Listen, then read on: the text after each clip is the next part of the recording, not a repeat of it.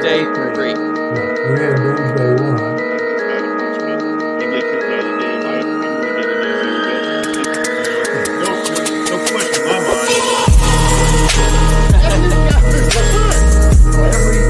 He came from one of the toughest areas of Phoenix, both of his parents leaving the force, praying for his safety and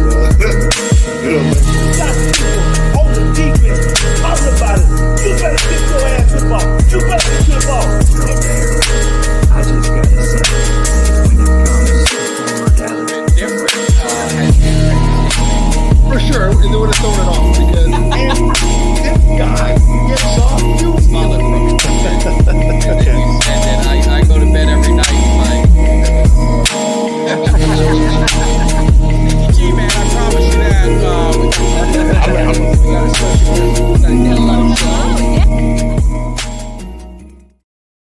What is up, Cowboys Nation? Boy Mike Tag here with Kelly K9. We are live in the cave. Hopefully you guys are doing good, getting ready for hopefully hump day. So we're getting close to a good weekend. If you guys are rolling in, make sure you hit that like, subscribe, share, all that good stuff. Kelly, how you doing, my man? I'm doing pretty good, man. I'm doing pretty good. Had some technical issues to start the show. Couldn't get in and started panicking a little bit, but you know what? I'm doing good. I'm doing good, feeling good. Can't be any worse than mine. So first of all, I want to give big thanks to my Twitter family who let me know that our boy Darren Woodson should be Hall of Famer, Ring of Honor, all that kind of good stuff, was looking for a cave. So I don't get a chance to tweet much at work.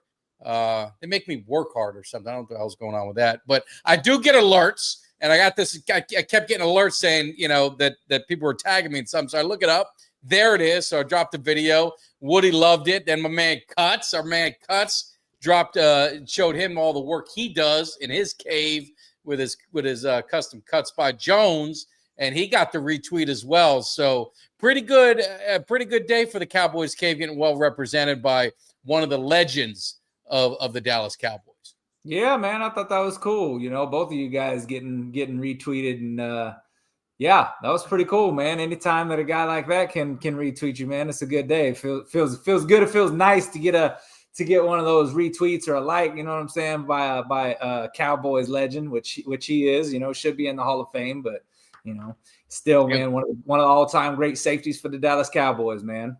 Absolutely. And I also, because again, I can't tweet much, but I do set alerts now on you, because I got to make sure if we're having any issues, I'm checking every tweet, checking it, checking it twice. I can't have my boys suspended again. We can't have that. We got too much stuff going on with the football season. So I do have an eye on you to make sure we don't get out of hand again. Well, that's good, man. I appreciate somebody looking out for me. Somebody's got to watch me and tell me if I'm messing up. You know what I mean? Maybe go back and read a tweet and say, "Hey, Kelly, that's one that might get you suspended." Well, that's why you got some of the people on Twitter. They're on the shoulder. They're the devil. I got to come in as the angel. Say, Kelly, man, let's think about the big picture here. We don't want to have any issues, but we're going to get the show rolling. I'm going to tell you, I'm a little flustered. So Kelly, I'm going to need your help because I had to work a long day today, and I get a call on my way home, and my son tells me, "Hey, Dad, I got a flat tire." Oh, man. First thought is, all right, you're 21. What are you calling me for? It's supposed to be the other way around. I'm supposed to be calling you for help. But his tire, and he was going to get new tires. His tire, unfortunately, was bald. It was a terrible trade he made with his cousins. They traded cars, and I think he got the worst end of the deal so far. But there was actually the what is the metal? What do they call that? It's steel wires or basically that was showing. I mean, it blew out. I mean, it could have been a hell of a lot worse. So we got that fixed. It was a little bit of a nightmare. So I just rushed home, grabbed some food. My wife picked me up something, and then I was basically on here. So I'm not as prepared to really get into it, but me, man, and me and you, we could start talking. We didn't get a chance to prep before, but we can get this thing rolling. So that's how we get going. It won't take much to get this thing going, but you know what? It's just, that sounds like one of them days, man. We've all had them. Trust me, man. When it comes to kids and cars, I've gotten several of those calls, man, where it's, hey, Dad, my car won't start, or hey, Dad, I blew out my tire. I've had several times where I've had to go save the day, and but I will say this: so my oldest son knows how to change his tire, and he didn't need help. He knew how to do it, but he did tell me, "Hey, I'm running late, blew a tire, whatever." My other son, my youngest, he did not. He's never done that. He's not big working on cars. So when he got his flat tire, I took the tire off for him, took it into work, got it exchanged out, got it put on, came back and said, all right, now I'm going to teach you how to put this tire on, and I'm going to teach you how to raise this jack up. So now he knows. So if it happens again, he knows, because every kid's got to learn that. So he's 17. Well, he learned, and he learned a trick because he drove his car in the dirt.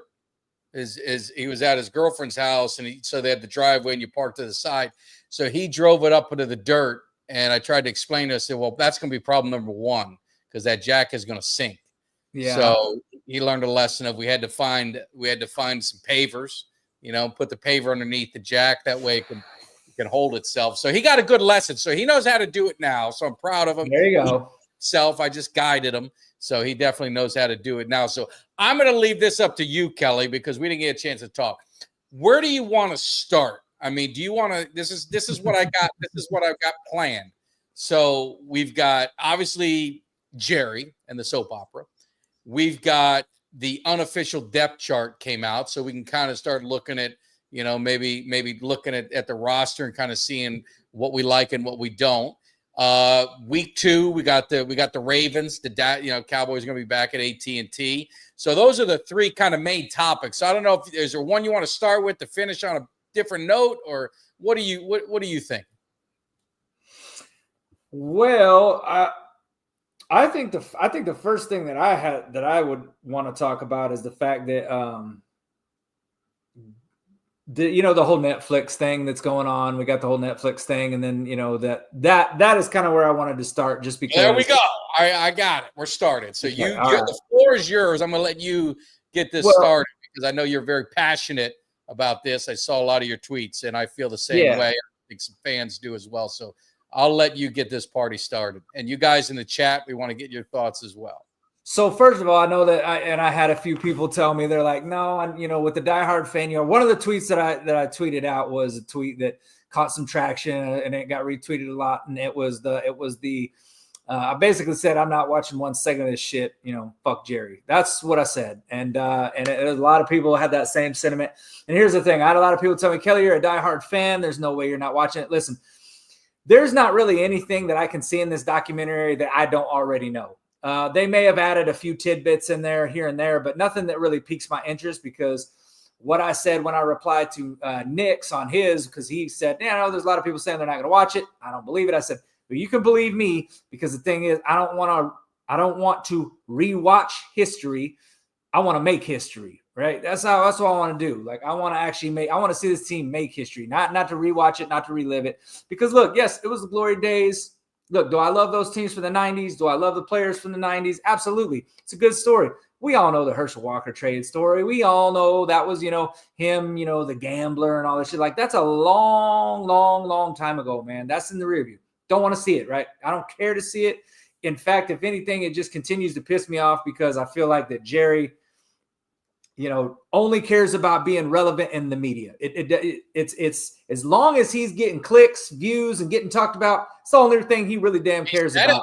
He said it. And that's the part that really, I was about to get that. That's the part that really pissed me off, is when he came out and validated it and said what we all already knew. Somebody even said, Jerry said the quiet part out loud. He said, if we're not getting talked about, I will go and find a way to get us back in the headlines. I'm sorry, man. That is the opposite of a good owner, because if you are a team that's serious about winning in the NFL, the number one thing they always say they want to avoid is distractions. And what does Jerry cause? Constantly with that bullshit is a distraction. So I also tweeted something out last week, and what it was I said, if it was any other team, I wouldn't question this for a second. But I almost question if the Micah Parsons, Jerry Jones feud contract issue is actually a manufactured thing by Jerry, right? And people were like, no, I don't know that he would go that far. After hearing those comments, How could you say that you can't at least think about it? It's got to at least cross your mind that Jerry's doing that. And look, that's not good for business on the football field. It may be good for the business and the headlines. Everybody's talking about us like they always do. But listen, we're the Cowboys. They're going to talk about us regardless. Jerry, you don't need to manufacture stuff like that. Parsons needs to be on the field practicing, getting ready for this season, getting familiarized with Eberflus's defense. All of this right here just screams non-football. All of it. Yeah. You know, and then you've got them all.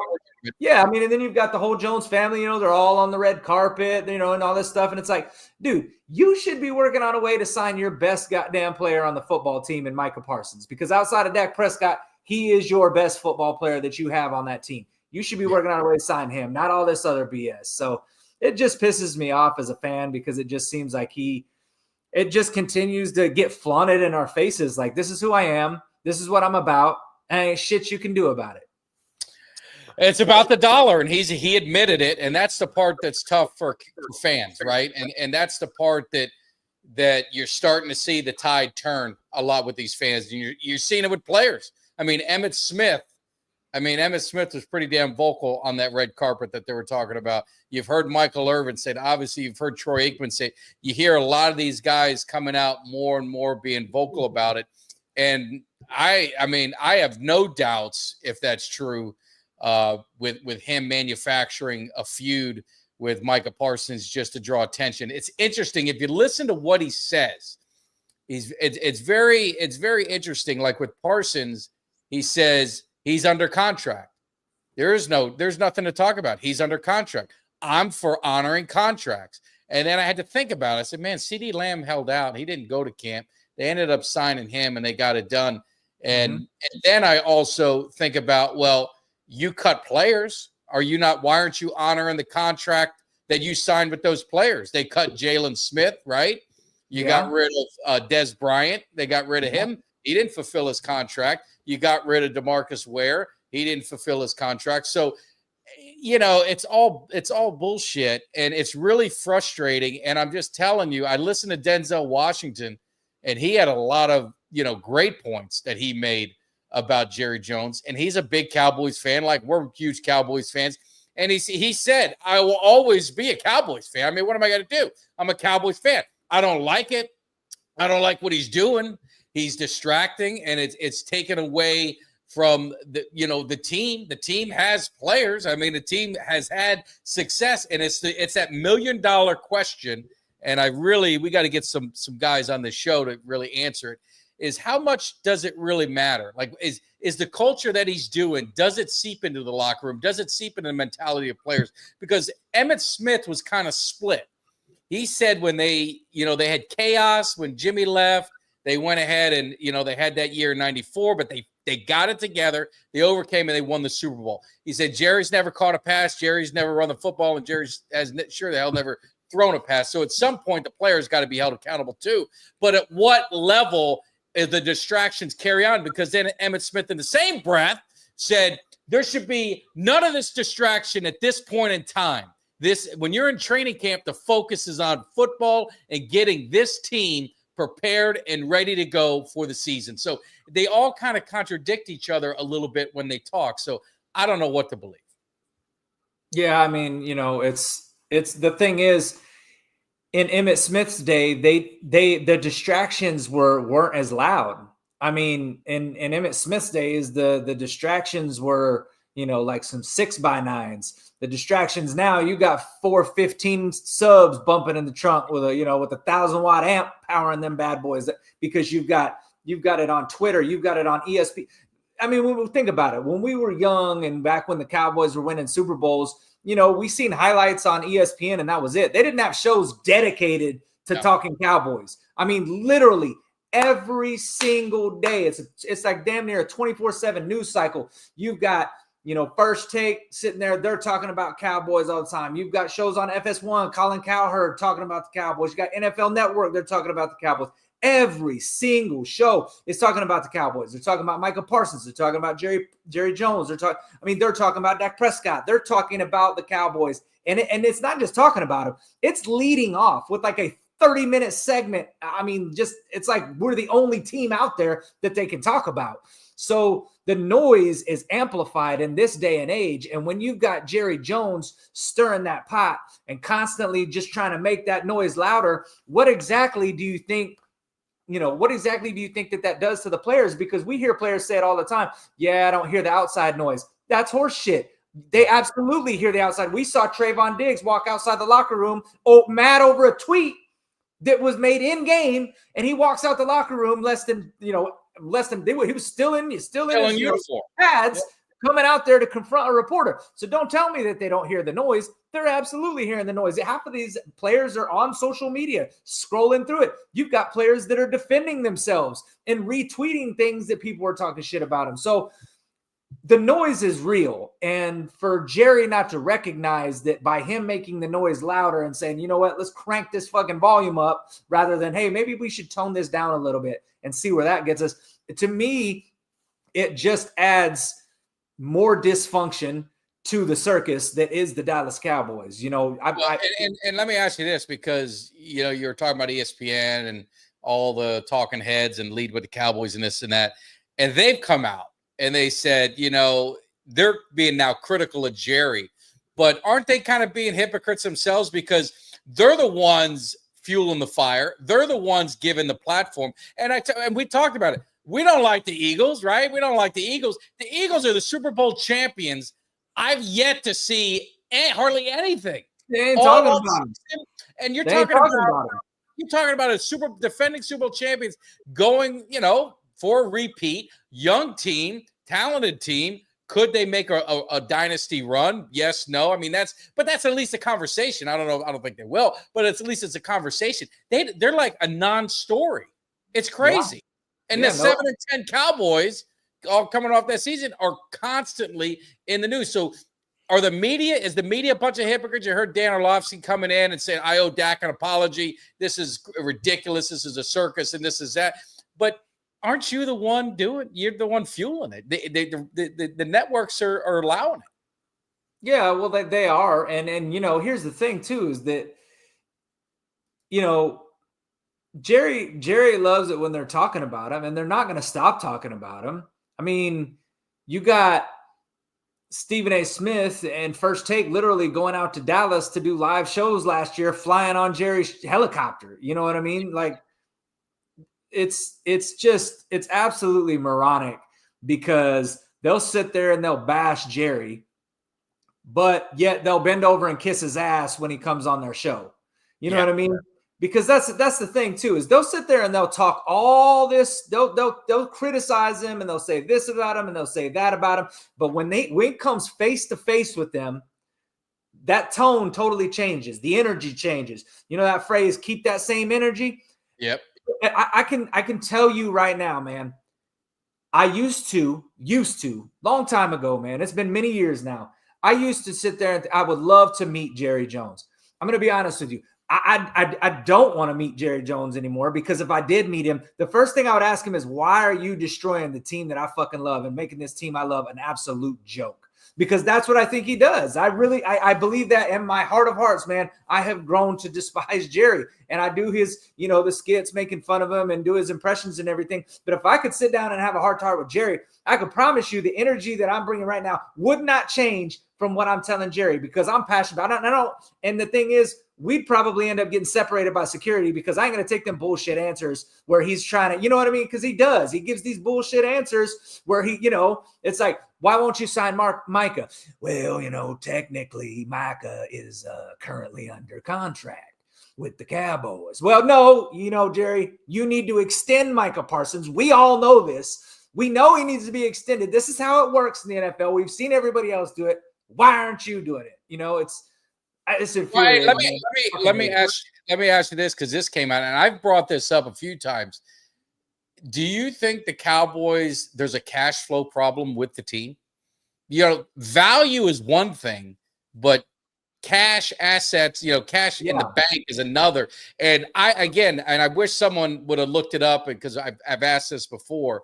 I thought there was something I read where the money, the signing bonus, guaranteed money that you give players, you have to have that money in the bank. Like you have to have that cash. You got to have that money in there, because there was a Dallas, one of the shows talked about it, and the question was up: do you think the Cowboys aren't as cash rich as the Amazons and the Walmart owners? I mean, you're talking about, you know, some heavy hitters too, and that it's just on a different level. So I don't know, because it doesn't make sense why they wait so long to sign players, and why they're so on the cheap with it. And then why, I mean, there was an article that came out. The Cowboys over the last, I think, three contracts have cost themselves over $100 million in waiting to sign their players. Well, and that's the thing is, I honestly, I get really sick of the people that are out there that defend the Joneses, and they cherry pick and say,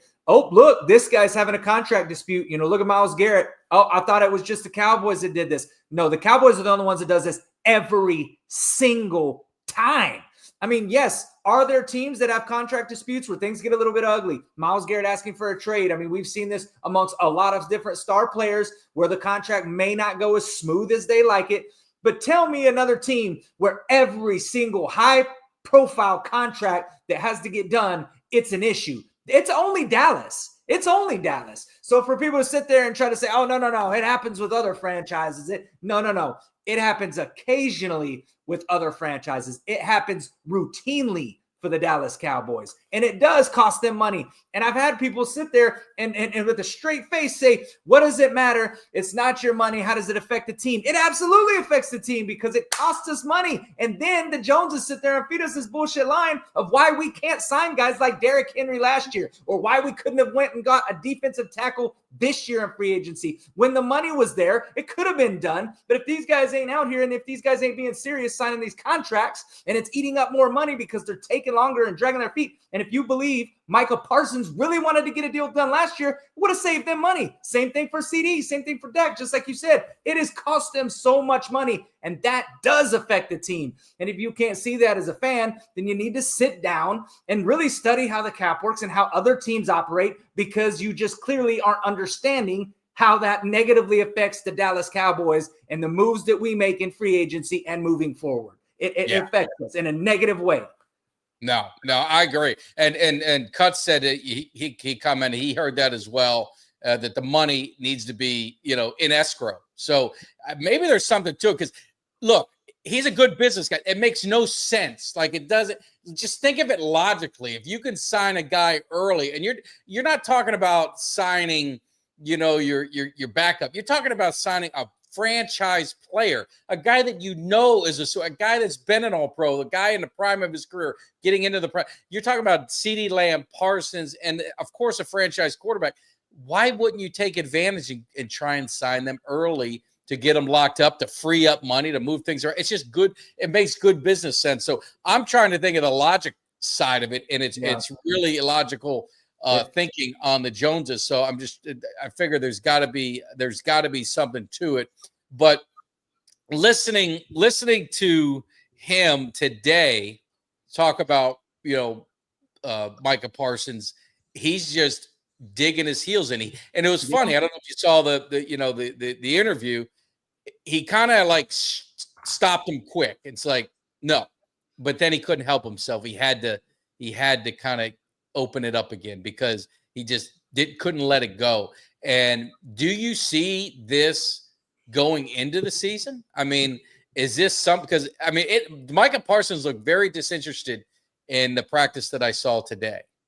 I mean, it very well could go into the season. I mean, I wouldn't have thought that early. I said that I'd guarantee that Micah Parsons would get a deal, but now I could see it going into the season.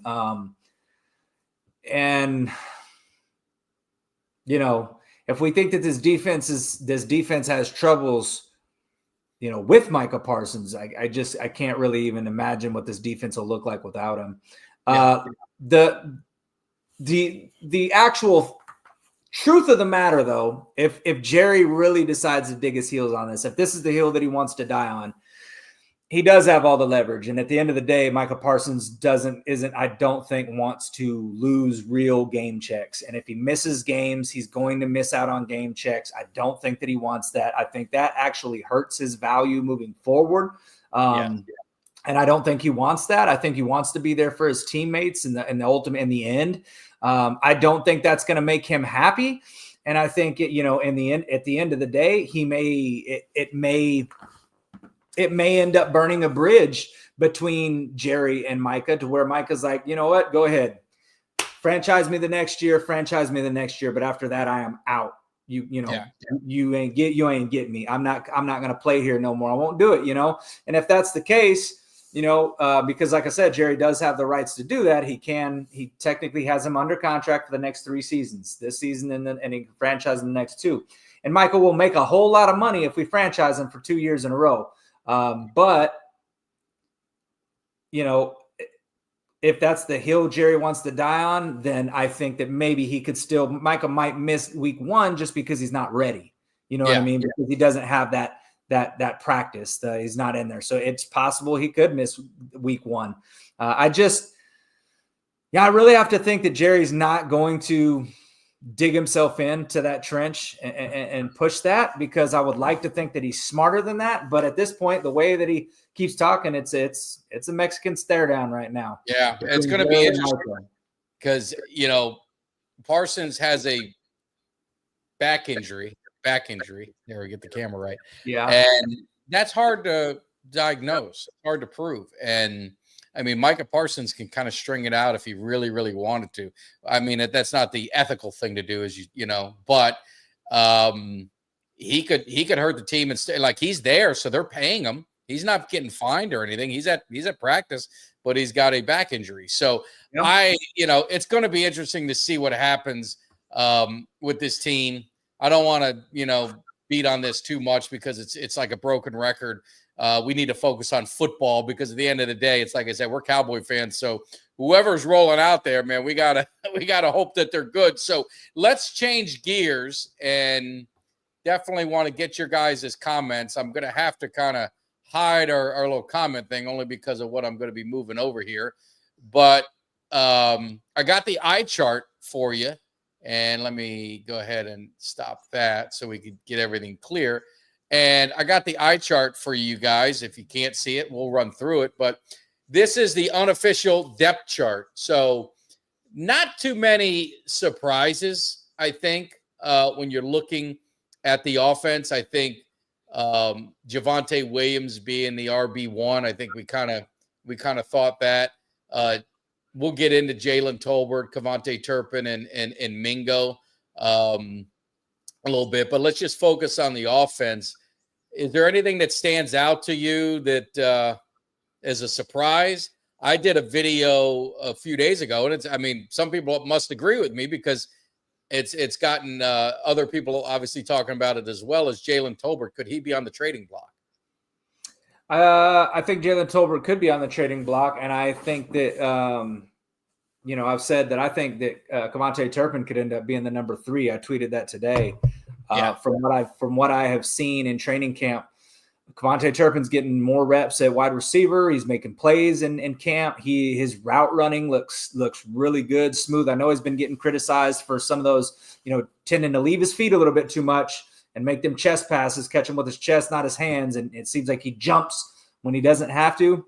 But Turpin's speed has really shown up in camp this year. We always knew he was fast, but if you look at last year, I looked at last year's stats. Kevontae Turpin had 31 receptions. He only had 1 drop. So people are sitting there talking about, Kevontae Turpin and drops. He's not a guy that drops a lot of passes. He only dropped 1. He only had 31 receptions, but Jalen Tolbert only had 49 receptions. So, what is that? 18 more. He had 18 more receptions, and I think he had 620 yards, and I think Turpin had 430 yards. So not too big of a yard difference. Turpin had the more yards per reception. Tolbert had 4 drops, and Kevontae had 1. So, and in practice, Turpin has been doing really good while Tolbert's been struggling a little bit, but he did put some good stats on film last year, made some plays. I think he did have 7 touchdowns. So I do think he could be trade bait for possibly and hopefully a defensive tackle where this team is really, really, really hurting. And I think there are some names out there. I've seen it on Twitter, kind of some names getting kicked around. I know I think I saw Outlaw Cowboy. I think Lando had tweeted something out about some guys that possibly were available for trade. One of the guys is on the Buffalo Bills, one of their DTs. I think there's a guy that's on the Ravens, I believe. There's a few guys out there, though. So, yes, I could see Tolbert getting traded. I absolutely think the Cowboys have to. I don't think it is a need to. I think it is a have to trade for a defensive tackle if they have any hopes of stopping the run and being a serious team against the run this year, because that defensive line, it doesn't matter who was in there Saturday, was getting pushed around. Yeah. Well, Absolutely. Let me ask you this. Talk about Mingo Brooks before 5 because Brooks plays special teams. What is your thoughts on Trayshawn Holden? I think he makes the roster. Huh? I think he makes the roster.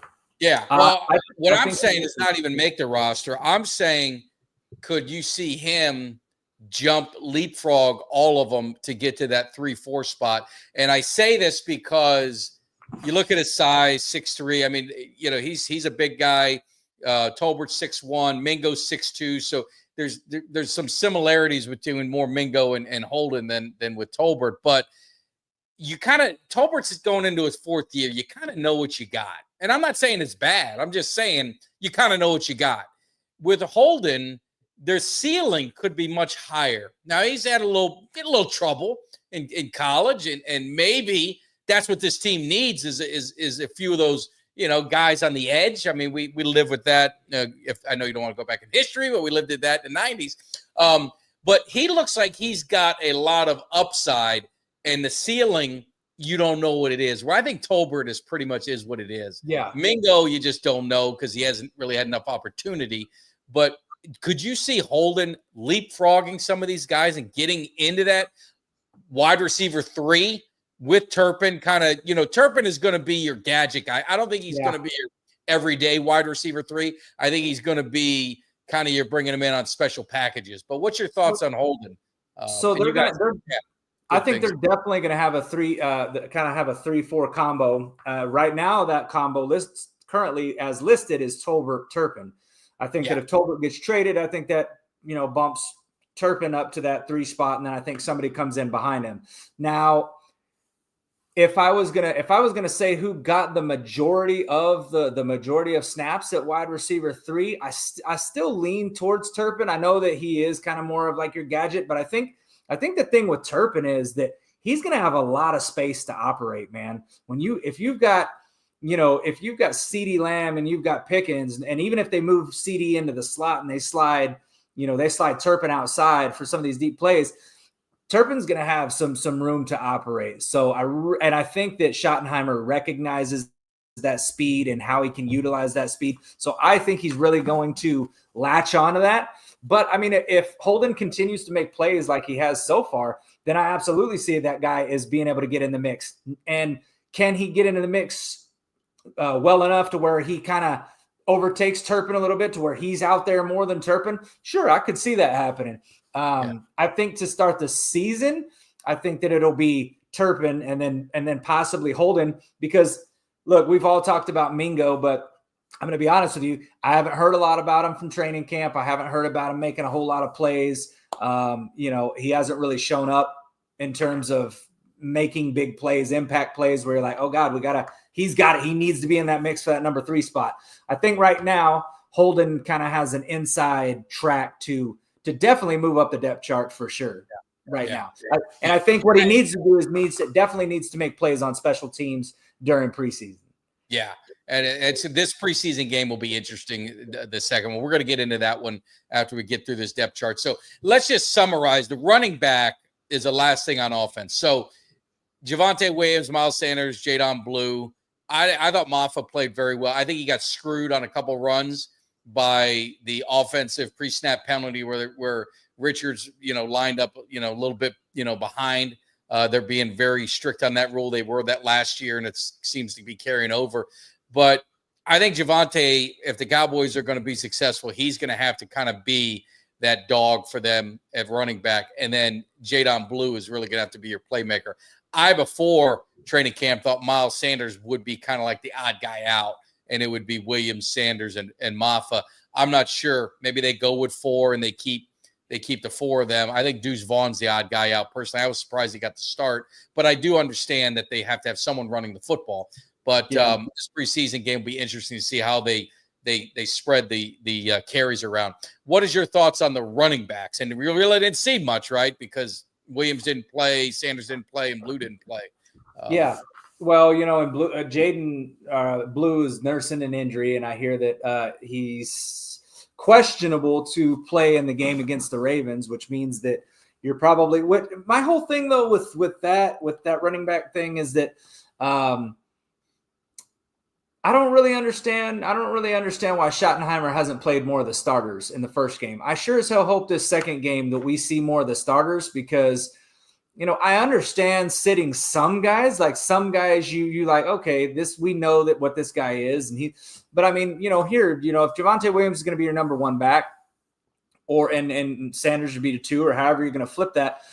I mean, don't you want to see him in this offense running behind some guys in actual live competition? Because here's the thing. If you're judging these guys based off of our defense, I mean, I'm sorry, man. I feel like I could probably run for 3 yards a carry against this defense. I mean, it's so I don't know, man. Schottenheimer keeps talking about physicality, and he talks about running the ball and wanting to run the ball. And then he comes out against the Rams and the first 6 plays are all pass plays. Let's I get it. It's preseason. You don't want to unleash everything. Things are kind of vanilla. Joe Burrow played. Joe Burrow played. He did. And that's what I'm saying. So put the starters out there. When did it come in? When all of a sudden, I know it was when McCarthy came in, but it's like, when did this become the thing that none of your starters had to play? Because I mean, we're not seeing none of them out there. You didn't see Booker out there, and he's a rookie. I mean, you didn't see that one surprised me. It did surprise me, and so, what I read from one of the beat reporters for the Cowboys is that that tells you what they feel about him. Well, okay, does it though? Like what are you seeing in training camp? He's going up against your guys. Don't you want to see what he looks like against live competition of another caliber of player from a different team? I mean, I do. I want to see him be able to hold his own against, at least the second string guys, even if it's not maybe the starting defensive line. I want to still see him be able to make some plays in preseason.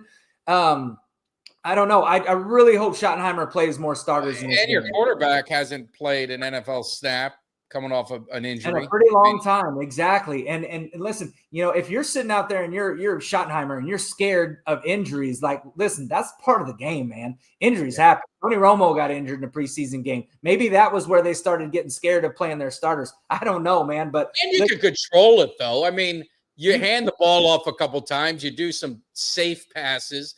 You're not holding the ball going 50 yards down the field. It's just getting you in a rhythm.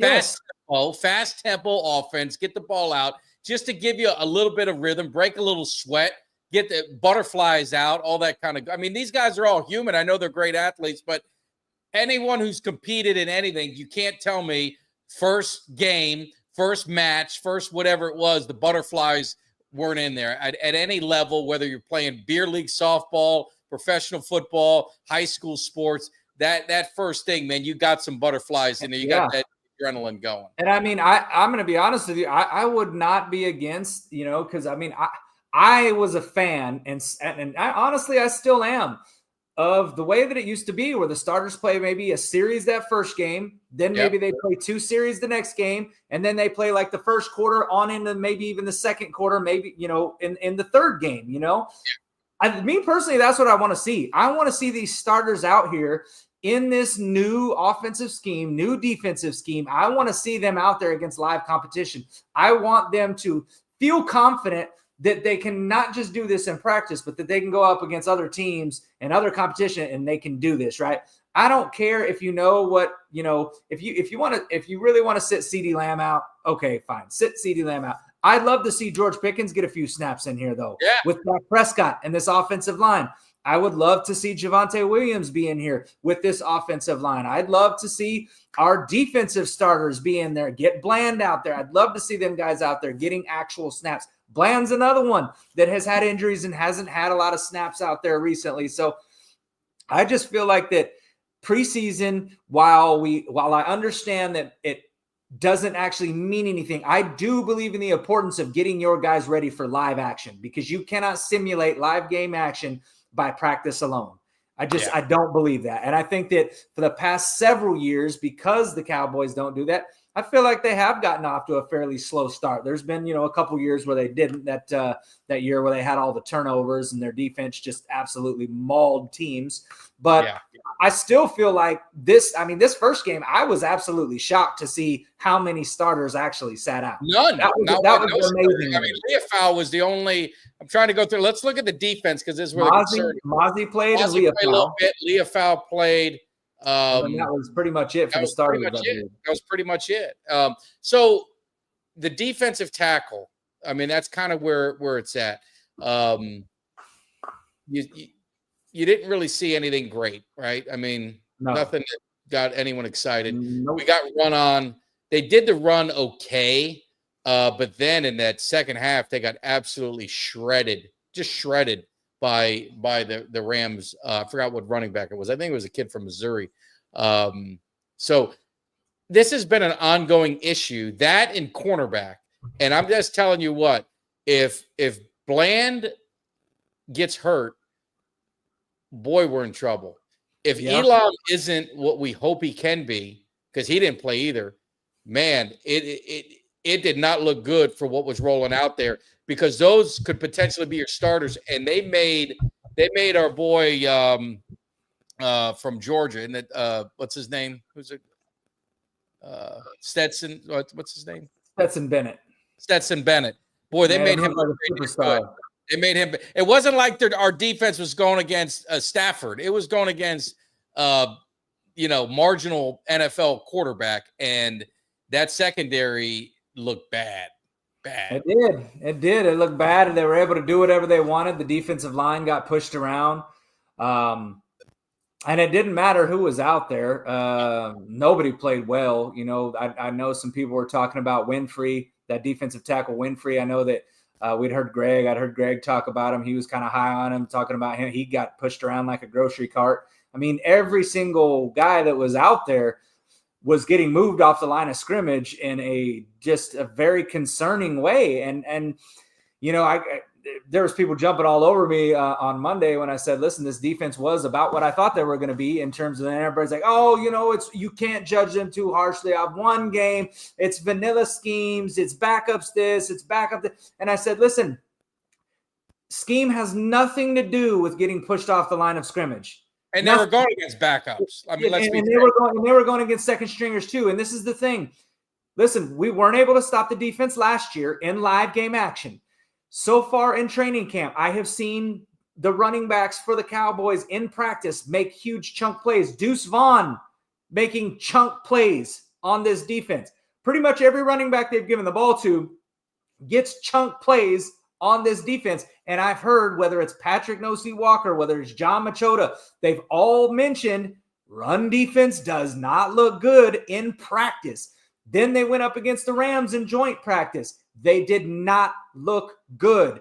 What did I say I was going to be looking for in the preseason game? How does that run defense play? Again, did not look good.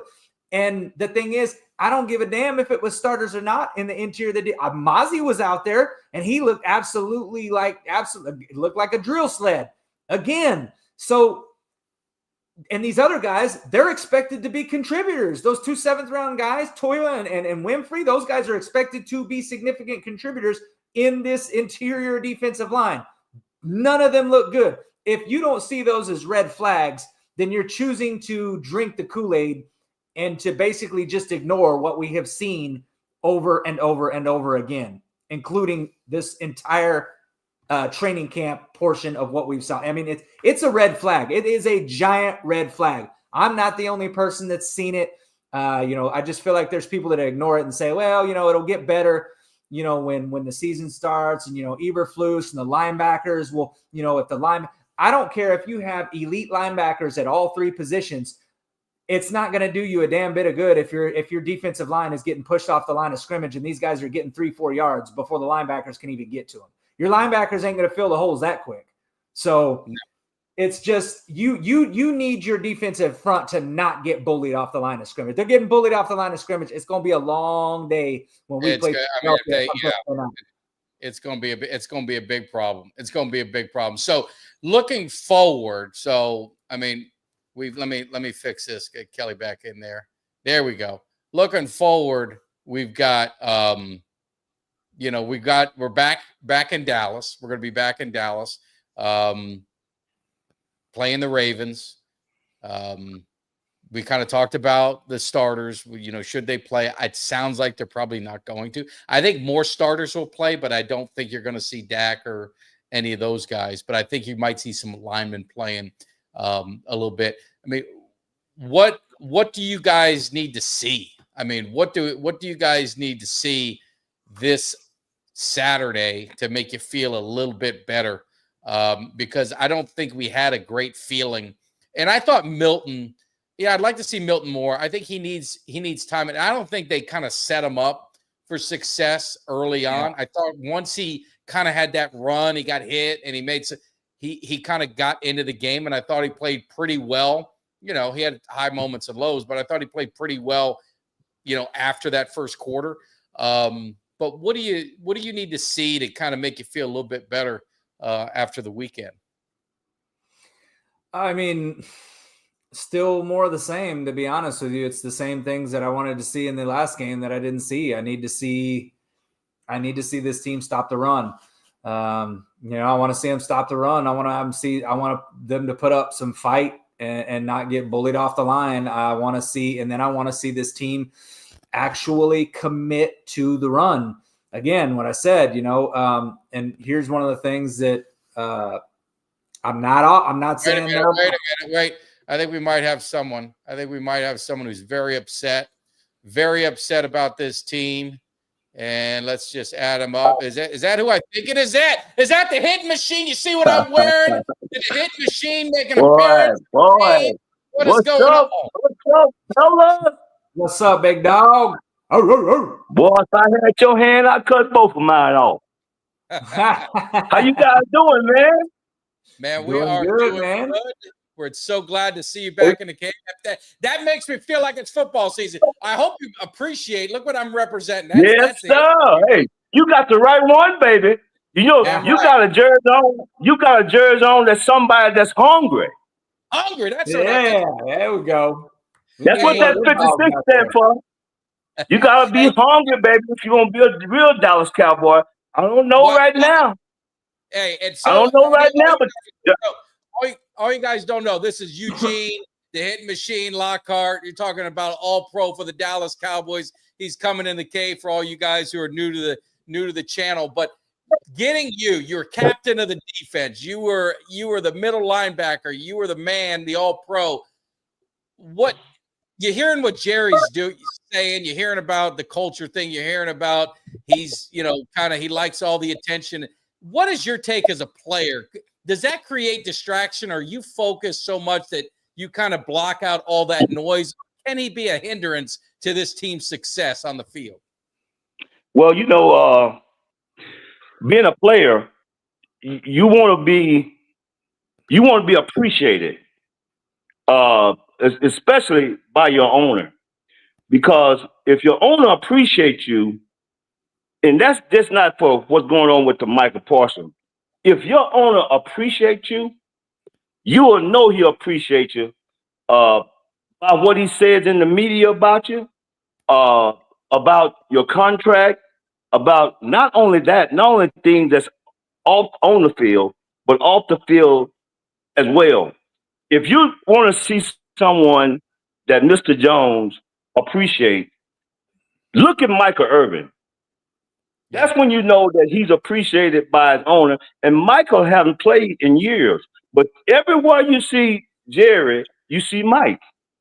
Mm-hmm. Well, why can't you have that same kind of relationship with someone that's on your team, that's been all pro ever since he got on your team, that has been a voice, that has been a leader, not only off the field, but on the field as well? If I was an owner, I'd wrap my arms around this guy and give him all the respect as possible can do. But if you see this situation, it reminds me of the Dak Prescott. He was getting. We're losing you, Eugene. We're losing you. Stay still. We might be losing. Okay, I'm staying still as I possibly can. All right. Huh? I think you're back. Are you back? Can you give me? We're losing Yes, sir. you. Hang tight. Well, we got a super chat from Garland Wilson. We the defense. That's what he wants to see, man. Appreciate it, Garland, for the super chat. That is going to the Cowboys Cave tailgate party that we got week 4. Hopefully Eugene will be there. You back, Eugene? Sir, I'm here. Can you hear me now? No, you're breaking up a little bit. You're freezing on us. And this stinks because we got the legend in the house, Kelly. The legend, 222. At least he's smiling. That he's frozen, but he's smiling. That's a beautiful smile, right There he is. No, you're breaking up, man. I'm sorry. Well, I don't. Well, can you at least hear me? I was hearing you good, and then you went away. Can you hear me? Now I can hear you. You're back. Man. And let me. Can you No, you got a bad sound. Hang up and call back. Hang up and call back, and then stay still. We'll get Eugene back in here, but that was always a good treat when you get Eugene in the house, Kelly. You know that. You know. Oh that. yeah, that is what they call Cowboys Cave Gold. Yeah. Let's see Cowboys if he's Cave back. Gold. Let's see if he's back. If not, let's see. You there, Eugene? Oh, there we go. Maybe he's going to try and hang up and call back. So we'll see what he's doing. But looking at, the week 2 preseason, and you only have one more game. You only have one more game left after this, and nobody plays. So if the starters are going to play, they cut it to 3 preseason games. I forget that, right? Cut it to 3 instead of 4. Yeah. And, I think so. I think Jerry might have something to do with that interference on Eugene. I think you're right, Waterboy. I think he's being. You might be right. Jerry don't like hearing about himself. He don't like hearing the truth. Jerry don't like hearing about himself. Let's see if he's back. Eugene, are you back? Yes, sir. All right. Stay there. Don't move. Not moving. All right. So we're talking about Jerry and the Parsons and the effect that it could have on the players. So you're a defensive guy, right? You're one of the best middle linebackers in Cowboys history. What do you think of this defense and our inability to stop the run? It looks like it's still a problem. Okay, we talked about the same thing throughout the entire season, on the Mike Tag show, right? We talked about their inability to run the ball efficiently, and we talked about their ability to stop the run. Yep. And if it's indication on what we're going to be talking about this year, if you look at the game this past weekend, you'll see some of the same problems that we had last year. We cannot defend the edges for some reason, for one reason or another. Well, some people would say, the starting defense wasn't out there. Well, starting defense was out there for 16 games last year, and we couldn't stop the run. But here's the main thing about what the Cowboys are doing. We saw the same thing that's happening with Micah. We saw it with Dak Prescott. We saw it with CeeDee Lamb. And now we getting the same version that's happening to your all-pro. And with the understanding that there is no way on earth that you can enter into Philadelphia the first week of the game of the year and expect to be successful. Now, why would the general manager owner do this? Well, I don't have any idea, but I do know this. Mr. Jones must not be hungry. He must not be hungry because I'll tell you what, the Dallas Cowboys fans, they're hungry and they're voicing their opinions. Every time you turn the news on, the radio or TV, they are sick and tired of this same kind of action that corresponds every single year with your most valuable player. Yeah. I'm sick and tired of being sick and tired. Well, I'll tell you what. Denzel. I'll tell you what. When you get 100,000 fans in your stadium, and if your team don't perform well, who's really losing? Is the Cowboy losing, or is their fans that's paying all this money, or they're losing because we don't have the right product on the field? We don't have the correct leadership. We don't have continuity. We don't have the instinct to say, you know what? We're tired of being sick and tired, as you said, Kelly. We're tired of being sick and tired. So we're going to put every effort we possibly can into being sure that our fans and everybody understand that we giving it our best and that we are all in. Yeah. And the off season was kind of getting there, right, Kelly? I mean, it felt pretty good. We had the nice draft. They were a little bit more active in free agency. You're feeling good. And then you get this Micah Parsons things. It just kind of just rips everything out. And what do you think? What kind of position does this put the coach in? You got a new coach, Coach Shoddy. You played against his father, I know. Right. Marty Schottenheimer. I mean, right. He's getting his first opportunity. It's kind of like you're setting him up for failure. You're cutting his legs from underneath him. I mean, what kind of position does this put the coach in? Because he's a servant to the owner, but he's got to look in these players' eyes, and these players' eyes are wondering, hey, if they're going to do it to the best player, one of the best players in the NFL, what the hell are they going to do to me when it's time for me to get a contract?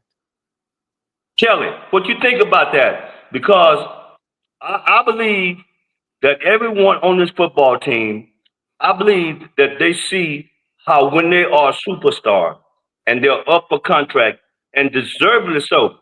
I tell you one thing, if the Cowboys wanted Micah and they know that they're going to find themselves in this situation, you remember when Nick Bosa signed with Pittsburgh last year?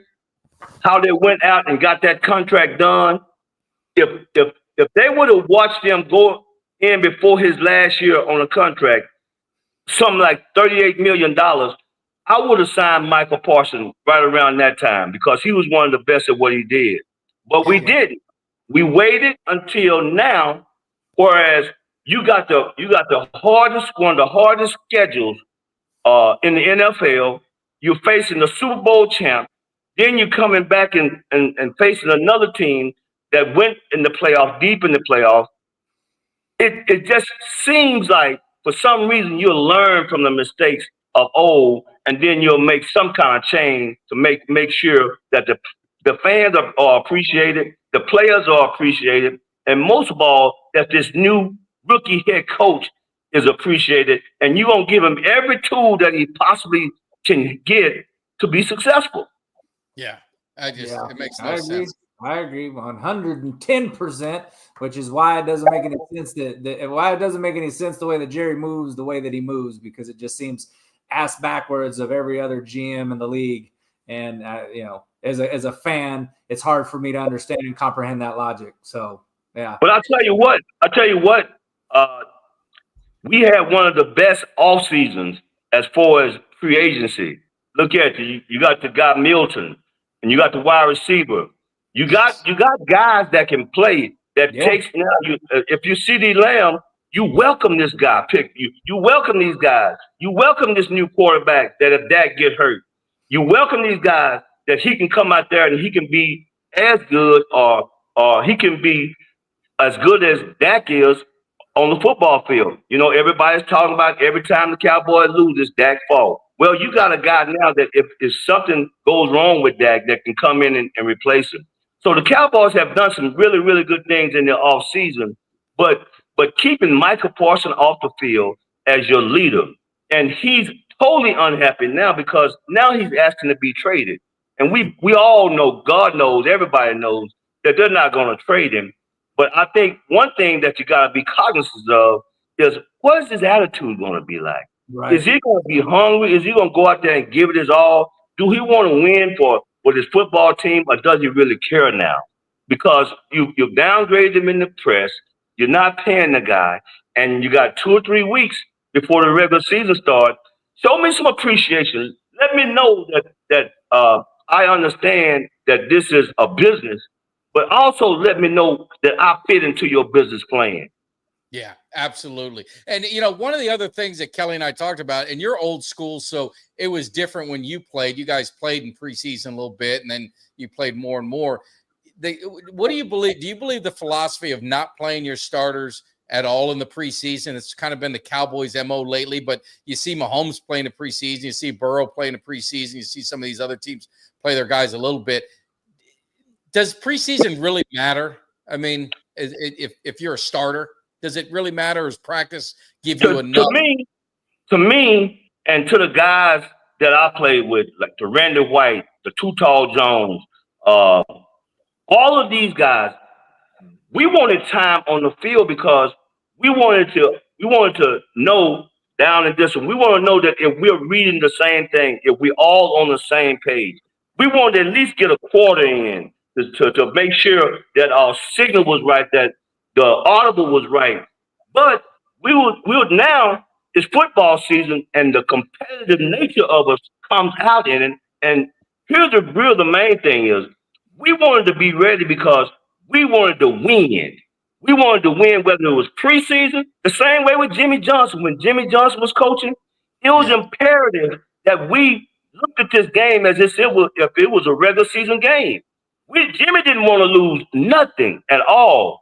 Yeah. So I know Schottenheimer perhaps feels the same way, that he want to get off on a winning step.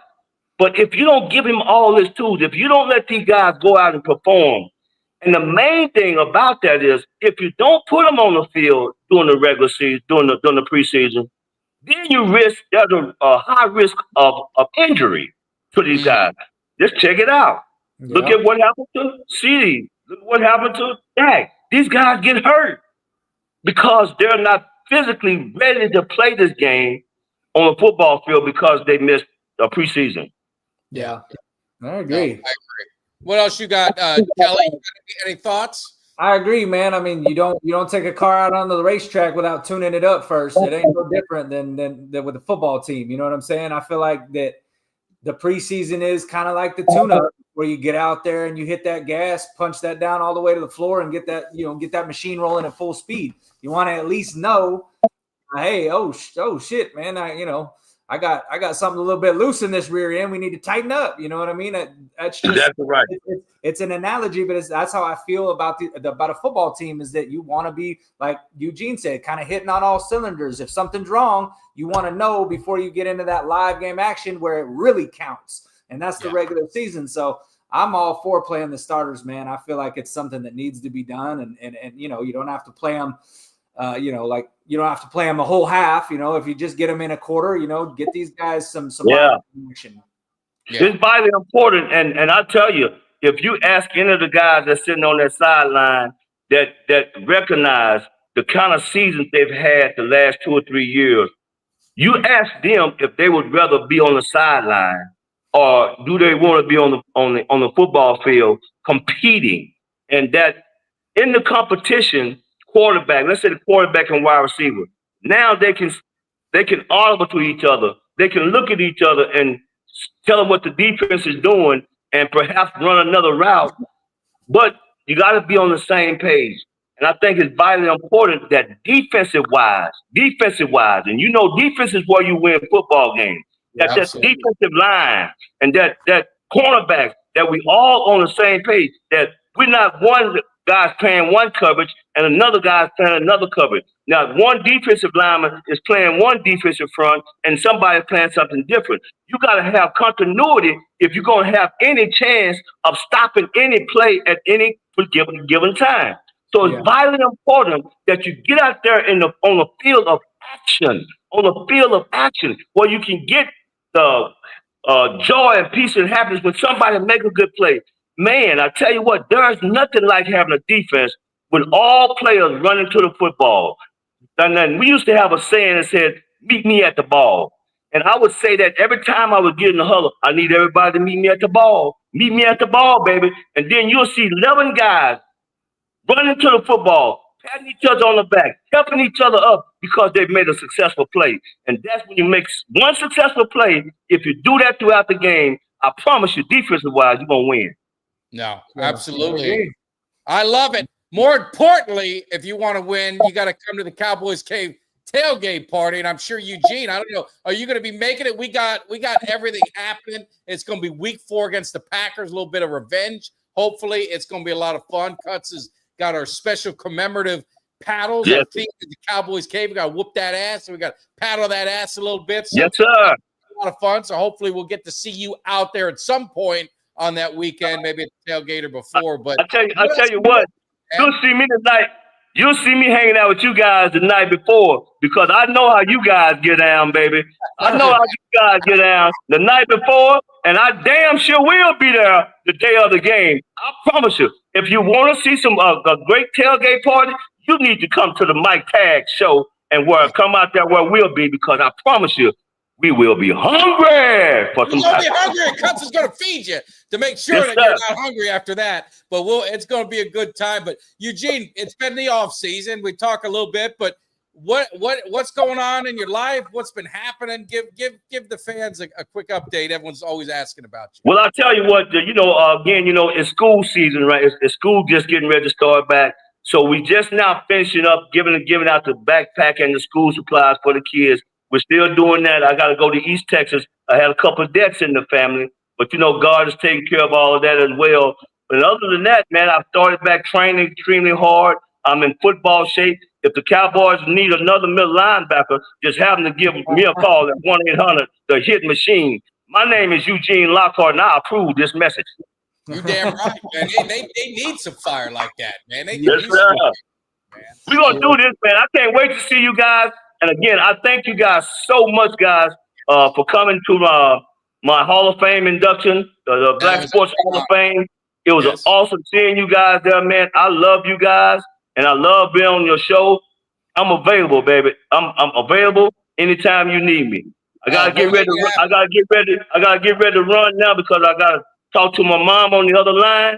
But anyway, come on out to the Cowboys and watch the Cowboys do a victory celebration as soon as they sign Michael Parsons on Thursday or Friday this week. Yeah. Do you approve this message or what? I like that when you end with that. Eugene Lockhart and I approve this message. You always got to leave with that when you always say my name is Eugene, the Hit Machine Lockhart, All-Pro, Hall of Famer. My name is the Hit Machine, and I approve this message. All right. Take care, Eugene. Let's go. Take care. You guys have a good one, man. Love you guys. Love you too, man. man. All right. Eugene, that was a great surprise. I was, he told me he was going to be coming in. I didn't want to spoil the surprise for you, Kelly, but it was good to see Eugene coming in, man. I hadn't seen him in a long time. But yeah, so we'll get him back in the routine, but he makes a lot of great points. I mean, just kind of put a bow on it.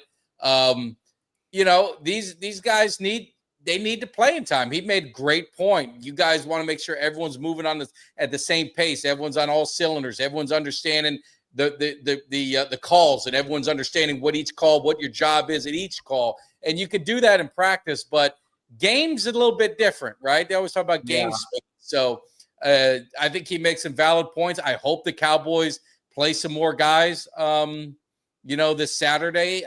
Have they said, I've been a little bit out of the loop today. Have you heard anything with them saying they're going to play the starters a little bit more? I haven't heard anything about more starters playing. I'm not sure. I don't think they've really announced that yet, but I guess we'll see. I'll probably hear a little bit more tomorrow, I would imagine. Yeah. So we'll look at it, but hey, we got 341 of you guys hanging out in the cave.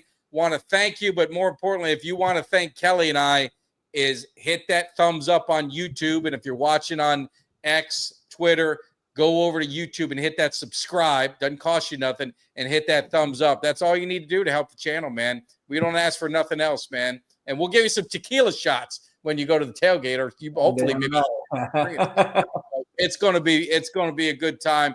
And so I had a long day, Kelly, so I really don't have anything else. I don't know if you got anything else you got to did you get our cameo? Is that official, or are we still working at it? No, I got it. I got to finish. I'm going to actually, thanks for reminding me. I got to set up my stripe tonight. I got to do that. Okay. That's the last thing I got to do, and then I got it, and I'll be on Cameo, so I'll shoot out that link. So if anybody's want a little Jerry Jones shout out to a family member or relative, you want that Jerry Jones impression, I'm gonna be on Cameo, man. I'll be doing videos, or if you just want Kelly Canine to roast somebody, I can do that too. So It's a Cameo is great. I'm telling you guys, I do a bunch of them, and it's good to see Kelly. I've told him to go on there for years, and I don't know why he finally woke up and said, "Let's do it." But it's a great opportunity to interact. It's fun. I do fantasy football draft orders. I've done trashing people, birthday shout outs. I did a proposal for a couple, an engagement. One wanted to be the best man. I did that. So you could do an array of things on Cameo. So anything you guys want. The only thing, I don't know Kelly's rule. My only thing is I don't bash my team. So I've had one person ask that, and I don't do that, and I don't talk good on another team and bash mine. Outside that, I'll do almost anything. So Yep. I have the same exact rules. So, but definitely show Kelly some love when he gets on Cameo. He'll get that set up, man. Check it out. It'll be a lot of fun. And we'll see you guys. Have a great weekend. I'm not 100% sure if I'll be doing a Sunday morning show. I'll let you know. I got a buddy of mine that I got to go run down and see. So I don't know if I'll get back in time Saturday night or if we're going to stay over. But if you see me live, come hang out in the cave. I'm sure Greg will be hanging out with me, and we'll talk to you soon. You guys have a great weekend if I don't see you, and enjoy. Go Cowboys. See you. Give me somebody that's hungry. Give me somebody that's hungry. I need somebody.